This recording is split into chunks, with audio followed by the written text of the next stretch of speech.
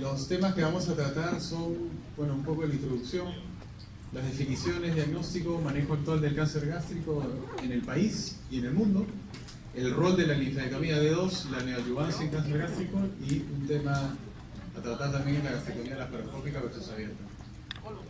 Bueno, el cáncer gástrico es la segunda causa de muerte por el mundo actualmente y países como Japón, China, Corea tienen las más altas incidencias a nivel del mundo, igual que acá en Sudamérica.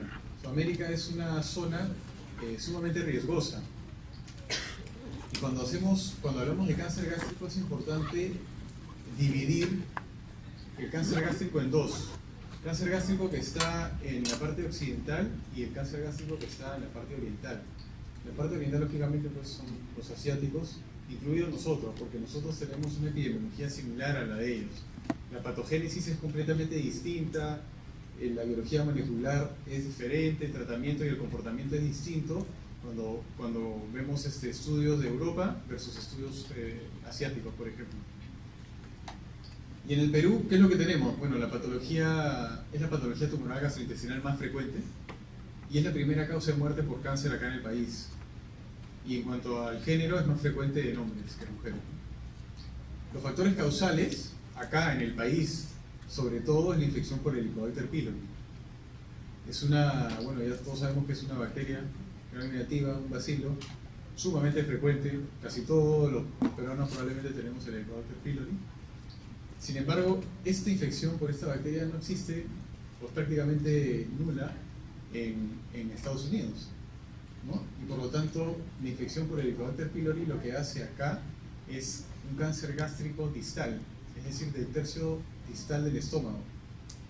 En cambio, en Estados Unidos, el cáncer más frecuente de estómago es el que está en el tercio superior, que está lógicamente relacionado a otros factores de riesgo, como por ejemplo obesidad, reflujo, pacientes que tienen asma, pacientes que tienen no sé, diversos problemas de trastornos alimenticios. El que nosotros nos basamos es el modelo de Correa, que fue descrito en el año 92. ¿Y qué es lo que vemos? Igual es una secuencia de epitelio normal a cáncer gástrico. Y eso es una cascada que debe durar aproximadamente 10 años, por lo menos, si no es más. Entonces tenemos un epitelio normal que es infectado por el Helicobacter pylori.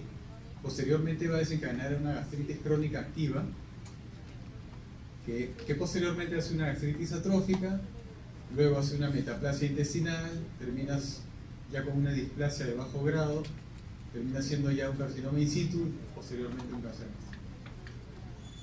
El diagnóstico principal se hace a través de la endoscopía. Es sumamente importante la endoscopía porque nos da ubicación del tumor, tamaño del tumor, nos da características morfológicas del tumor. Y nos podemos encontrar con estas dos imágenes, que si bien es cierto son completamente distintas, pero es exactamente lo mismo. Los dos son cáncer gástrico. Este es un cáncer precoz y este es un cáncer avanzado. Y vemos que la diferencia es abismal. Es un eritema, es sumamente un eritema. Este paciente probablemente la única molestia es una epigastralgia, como la podemos hacer cualquiera. Este paciente probablemente come normal, no tiene pérdida de peso. Y es más, como mucho nos pasa, pasamos por alto las molestias digestivas. Sin embargo, nosotros nos encontramos en la mayoría de casos en el instituto con este tipo de tumores. Pacientes que vienen con un síndrome pilórico demasiado grave, el paciente no tolera la vía oral, baja de peso, vomita todo, saliva y lógicamente estos tumores son sangrantes, ¿no? Produce bastante anemia, fatiga en el paciente y el paciente ingresa con unas condiciones subóptimas para ser tratado, digamos. La endoscopía nos da una clasificación de cáncer gástrico. Este es para precoz y este es para avanzado. En cuanto a precoz, tenemos el tipo 0 y tiene la subdivisión de 1, que es una lesión protruida, como un pólipo. El 2A es una lesión superficial elevada. El 2B es plana. El 2C es una lesión superficial deprimida. Y el tipo 3 es una lesión excavada con alto riesgo de ser avanzado. Y el tipo 1, que es el Bormann, que ya lo deben conocer. Tipo 1 es una lesión proliferativa, ¿no? que protruye. El tipo 2 es una lesión ulcerada. El tipo 3 es ulcerada, pero es infiltrativa al mismo tiempo. Y el tipo 4 ya es una liminitis plástica, que es únicamente infiltrativa. Y la característica de la endoscopía de esta lesión es de que cuando insuflan, el estómago no se distiende, porque es duro.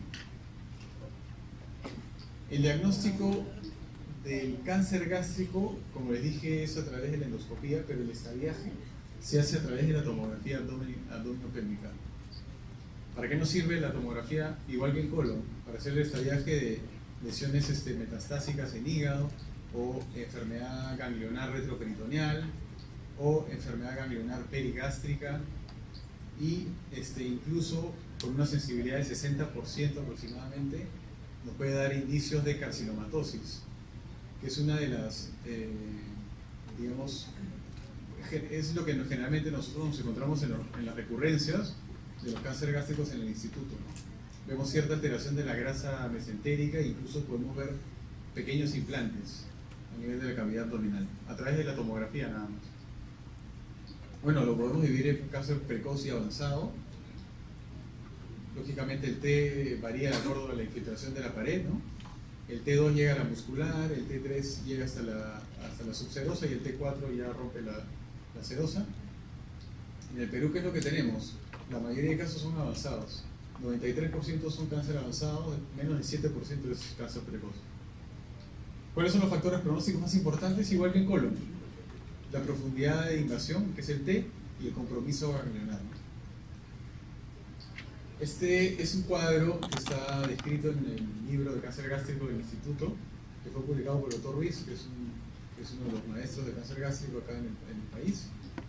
En 9 años, él publicó que el 51% de los casos que llegaron al instituto ya eran casos inoperables. Es decir, el paciente tenía estadio clínico 4 o el paciente estaba en condiciones de no ser operado. Y de la otra mitad, el 28% fueron tumores que pudieron resecarse, pero sin embargo un 21% de casos fueron irresecables. ¿Irresecables por qué? Por ejemplo, compromiso del páncreas, por ejemplo, enfermedad ganglionar grosera, o si eran, por ejemplo, tumores del cuerpo, generalmente hay infiltración del ligamento gastrohepático que ya los hace irresecables. Cuanto a la sobrevida, lógicamente desciende de acuerdo a la infiltración. En T1 es 90%, T2 70%, en T3 ya baja hasta 32% y en T4 10%. Igual le pasa con los estadios clínicos. En cuanto al manejo, desde el año 90, si no me equivoco, nosotros nos guiamos bajo las guías japonesas. La última descrita es la de 2014, que se encuentra vigente aún, y observamos este algoritmo, ¿no? Tenemos un paciente con cáncer gástrico, lo primero que tenemos que hacer es dividir si es un M1 o M0. El paciente que es un M1, ya sea por tomografía o ya sea por una laparoscopía diagnóstica, el paciente no tiene ningún tipo de tratamiento curativo. Ese paciente va a fallecer sí o sí. Y lo que hacemos es, lo derivamos al departamento de medicina para que reciba quimioterapia de forma paliativa, o de lo contrario le damos manejo para el dolor. Si es un M0 y está comprobado, lo que hacemos es buscar el T clínico. Si es un T1 por endoscopía, es decir, es temprano, aparentemente temprano, le hacemos igual el estadiaje con la tomografía para describir o descubrir algún ganglio clínico sospechoso. Si no tuviese, y el paciente es un T1A con estas características, de ser diferenciado, de ser menos o igual de a 2 centímetros, y no ser una lesión ulcerada, el paciente puede ir a un tratamiento conservador únicamente con resección endoscópica. Pero si no cumple estos criterios, el paciente sí o sí pasa a tratamiento quirúrgico, que puede variar. Una gastrectomía D1, que es una gastrectomía limitada. D1 quiere decir que agarra y sacamos los ganglios perigástricos de la estación 1 a la estación 7, y una D2 es una que es un poco más amplia, que llega hasta la 12A. Si tenemos, por ejemplo, un T2, T3, T4, o un T4A o T4B, con ganglio positivo, el paciente sí o sí tiene que ir a una gastrectomía radical de 2. Es el estándar actualmente. Y luego de la cirugía, de acuerdo a la patología, si es estadio clínico 2 o 3, recibe quimioterapia adyuvante porque está demostrado que disminuye la tasa de recurrencia. La linfadenectomía de 2 es la que estaba mencionando, varía de acuerdo a la ubicación del tumor. No todos los pacientes con cáncer gástrico le vamos a hacer una gastrectomía total, depende de la ubicación. Si se encuentra en el tercio distal, en el antro, o incluso algunos tumores del cuerpo distal, en los cuales se puede dar un margen de 5 centímetros, podemos hacer simplemente una gastrectomía radical distal con linfadenectomía de 2. Y cuando hacemos distal, lo que hacemos es sacar los ganglios que están mencionados acá. El 1, que es de la curvatura menor, el 1, el 3, el 5. De la curvatura mayor es el 6, que son los infrapilóricos, los 4D, los 4SB, que son de la primera estación, que están en azul, y luego pasamos a la parte de la segunda estación, que son del 12A, que es de la hepática propia, el 8A, que es de la hepática común, el 9 es del tronco celíaco, y finalmente el 11P, que es de la parte proximal de la arteria esplénica. Pero sin embargo, si el paciente requiere de una gastrectomía total, la linfadenectomía cambia, no es la misma.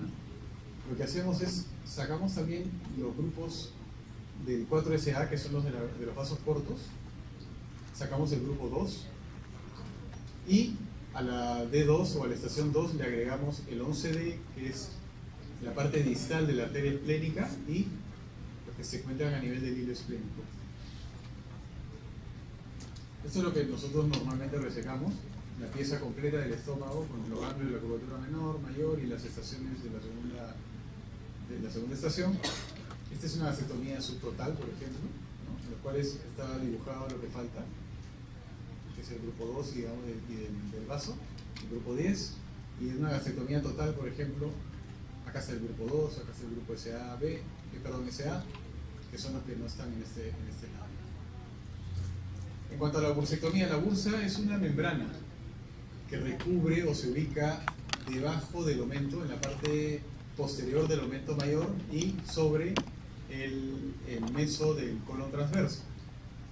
La importancia de hacer una bursectomía durante la gastrectomía también está en discusión actualmente, y la finalidad es justamente resecar todos los posibles depósitos tumorales que pueden existir en esta zona, por la misma diseminación que hay a través de la bursa del tumor. Cuando son tumores que se encuentran en la parte posterior, están en íntimo contacto con esta zona, entonces la diseminación es más fácil. Es como una carcinomatosis, pero localizada. Entonces, haciendo la bursectomía se cree que mejora la sobrevida. Sin embargo, actualmente está eso en discusión. Bueno, y en cuanto al valor de hacer o no una esplenectomía, que también es importante porque ya ha cambiado.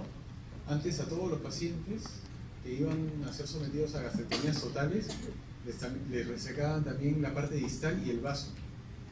¿Cuál era el problema con esta técnica quirúrgica? Es que producía mucha mortalidad. El paciente generalmente hacía fístulas pancreáticas, abscesos, infección, sepsis. El paciente muchas veces fallecía. Pero se dieron cuenta de que preservando la cola del páncreas, la sobrevida era exactamente la misma. Y luego, cada vez lo van reduciendo un poco más, porque ya no solamente es necesario conservar la cola del páncreas y sacar el vaso, sino también ahora se puede conservar el vaso, como lo demuestra Sano en el último estudio en el 2016, ¿no? Que no hay diferencias en resecar o preservar el vaso, a pesar de que el tumor se encuentra localizado en la parte proximal del estómago. Porque el porcentaje de compromiso del grupo 10, que es el que está pegado en el hilo esplénico, no llega ni al 5% de los casos. Y la única indicación para hacer esplenectomía es cuando el tumor está en contacto directo con el vaso, o cuando existe un ganglio macroscópico o visible por tomografía a nivel del hilo esplénico. Esas son las únicas indicaciones para hacer la esplenectomía.